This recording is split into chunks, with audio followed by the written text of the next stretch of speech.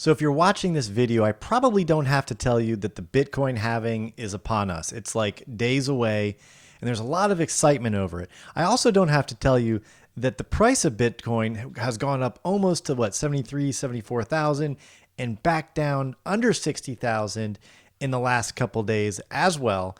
And that there's a lot of interested people wanting to know what is going to go on with Bitcoin through the halving. They say this cycle might not be like other cycles, and some people are saying it's going to be exactly like other cycles. There's a lot to decipher here, so let's get right into it. So let's take a look at the price of Bitcoin. I'm only take a few minutes on this, and I'm going to tell you what I'm going to do about it.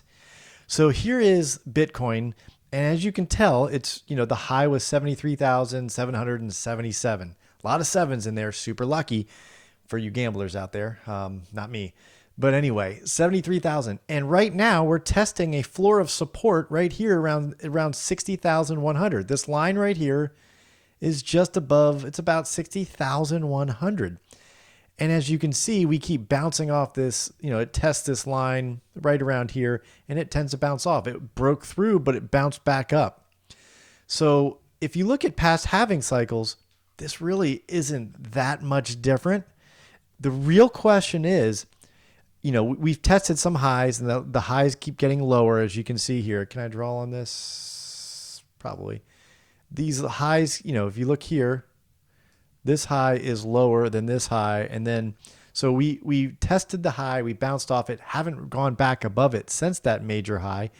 And is it going to break out to the downside, or is it going to, come down here and break out to the upside? Well, if history repeats itself, after the halving, the first month after the halving, not a whole heck of a lot happens to Bitcoin. It tends to, maybe 5 to 10% increase in value. And then for the year after, the couple months after the halving, there's been triple digit gains in the past. But that doesn't mean past performance, as they will tell you, is not necessarily indicative of future results. So here are the options. You can think that this is the top and you can sell now. That's not what I'm doing. Or you can think that we have the triple digit growth ahead of us. Now, triple digit growth would be phenomenal. And I obviously can't promise that, because this cycle might be different. The ETFs have thrown something out there. There's more demand.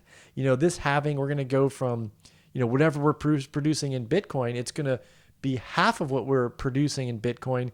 So the sell pressure is going to be a lot less than before. If you don't have 900 new Bitcoin every single day, you have 450 new Bitcoin every day. Well, that's a lot less Bitcoin that people might want to sell in the marketplace as they produce these things.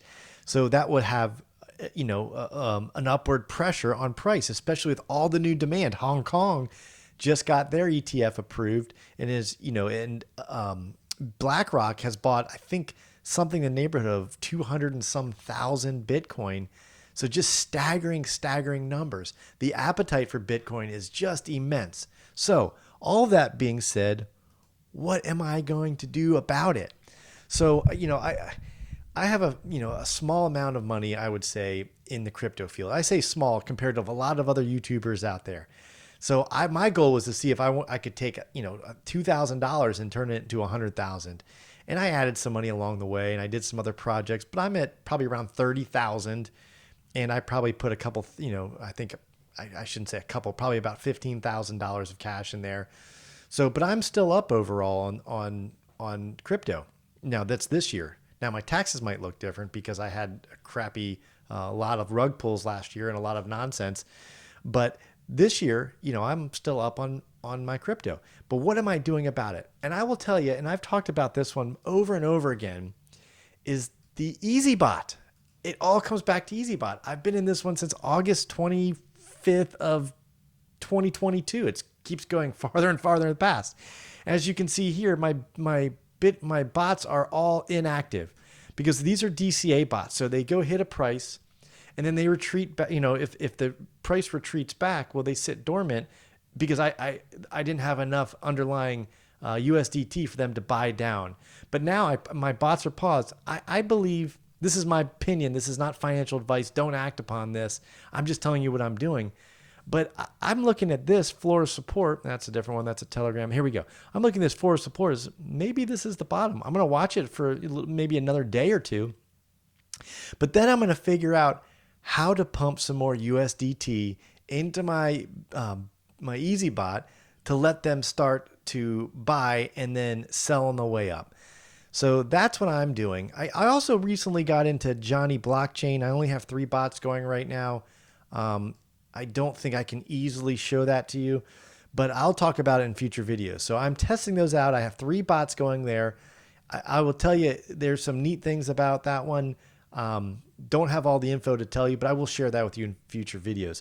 But that being said, I am still very, very bullish on the Eazybot. As you can see, I'm all red right now, so my bots aren't trading, but I'm about to pump some money in there and see what happens.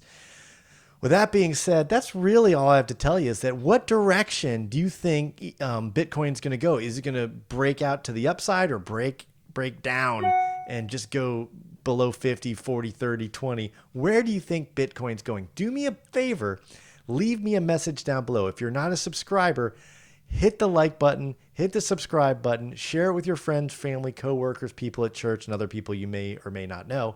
And that would be awesome. I greatly appreciate it. That being said, that's all I got, and I hope to see you again very, very soon. Talk to you later.